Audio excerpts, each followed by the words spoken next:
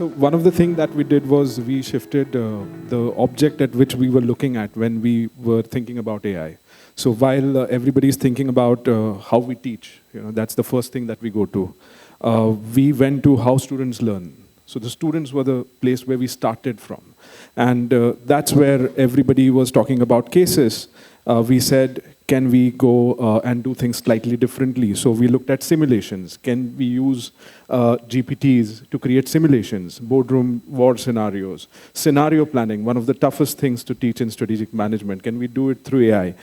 So the first thing that we did was, how do students learn? Let's try and understand that. I remember Elon Musk famously saying that if you're going to teach people, let's say, a class of internal combustion engines, you don't tell them that, okay, this is a screwdriver, that's a spanner, and that's that, and this is how you open it. No, you show them that, okay, this is how we open the engine block, and the screwdriver is a device to use to open the engine block. So what happens as a result of that is you're teaching not separate things in silos. You're teaching from the perspective of application. So I come to know why a screwdriver is important because I know that it is important to open the engine block, right? So that flips the way you approach learning.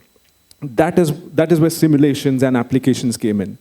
So this was first point, focusing on the learning styles of the students. Second was, again, we get too obsessed with professors.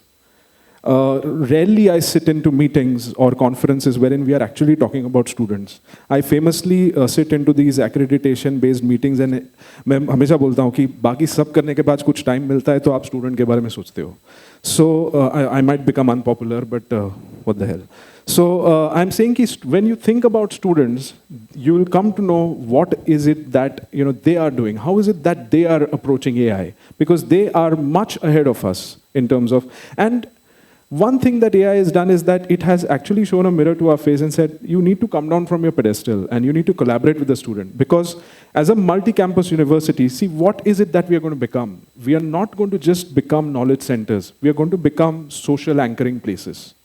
This is where communities of practice, communities of learners are going to gather, and they are going to influence each other. They are going to learn from each other. And they are going to take decisions, make choices, which are not going to be purely determined by traditional methods of learning or mentoring. So we need to recognize and design systems and processes and training for faculty around that. That's the second part.